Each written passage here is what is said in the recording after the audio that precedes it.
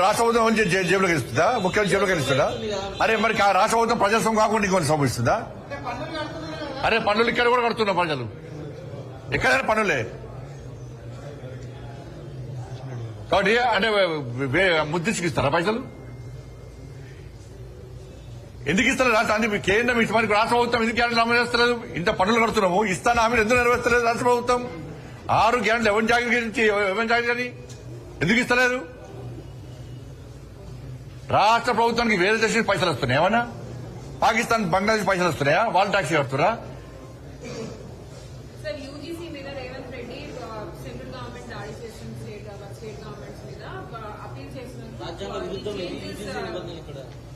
రాష్ట్ర ప్రభుత్వం ఏది పడుతుంది మాట్లాడుతుంది, వాళ్ళు అనుకున్నదే న్యాయం అనుకుంటున్నారు.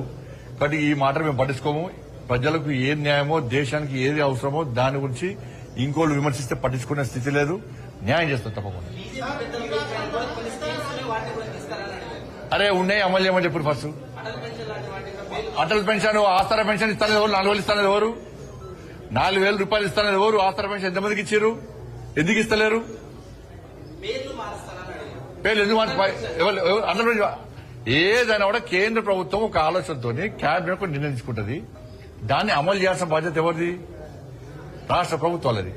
మీ పేరు పెట్టుకుని ఇబ్బంది లేదు, చెప్తే కదా. ఇంకా వదిలిన పేరు పెట్టుకుని ఇబ్బంది లేదు. కానీ దాని కింద కేంద్ర ప్రభుత్వం నిధులు తీసుకున్నప్పుడు కింద పెట్టుకోవడం లేదా? ఇప్పుడు పోయినసారి ప్రధానమంత్రి ఆవాస్ యోజన కింద 2,40,000 ఇళ్లు ఇచ్చినాం మేము. ఇదే కేసీఆర్ ఇదే పేరు కోసం పాగలాడబడి ఒక్క ఇల్లు ఇవ్వలే. చలో లబ్దిదారుల లిస్టు, బెనిఫిషియల్ లిస్టు షో చేయమని చెప్పండి, రిలీజ్ చేయమని చెప్పండి రాష్ట్ర ప్రభుత్వాన్ని. కాంగ్రెస్ పార్టీ ప్రభుత్వం ఉంది కదా. కేసీఆర్ గారు ఎంతమందికి ఈ డబుల్ బెడ్రూమ్ పేరుతో మోసం చేసింది కదా.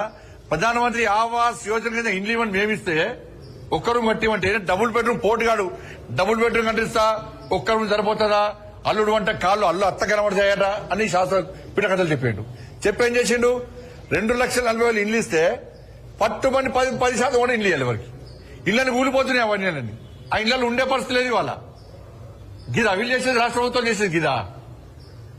రాష్ట్ర ప్రభుత్వాలకు చిత్తశుద్ధి ఉండాలి. పేర్ల మీద కాదు, సంక్షేమ పథకాలు కేంద్రం ఇచ్చే నిధుల విషయంలో కానీ కేంద్రం ఇచ్చేటువంటి సంక్షేమ పథకాల మీద అమలు చేయడంలో చిత్తశుద్ధి ఉండాలి. వీటి కోసం కాదు.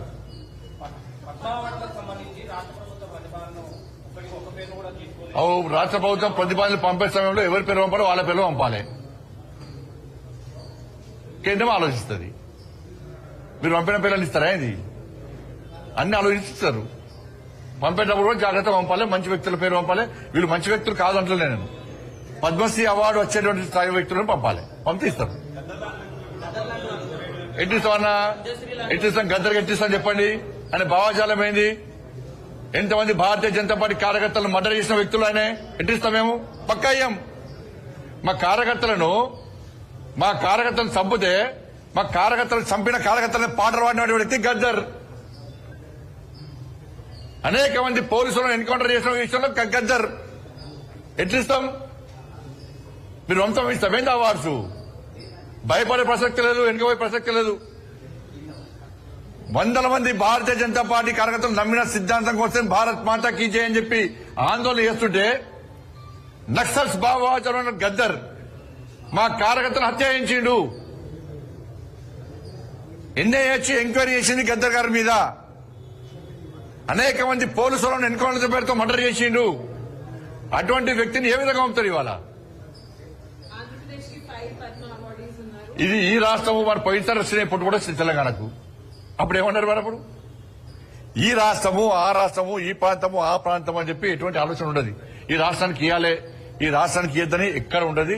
ఇవన్నీ మళ్ళీ తెలంగాణ సెంటిమెంట్ ను మీరు రగిలిసిన తెలంగాణ ప్రజలు అన్ని తెలుసు.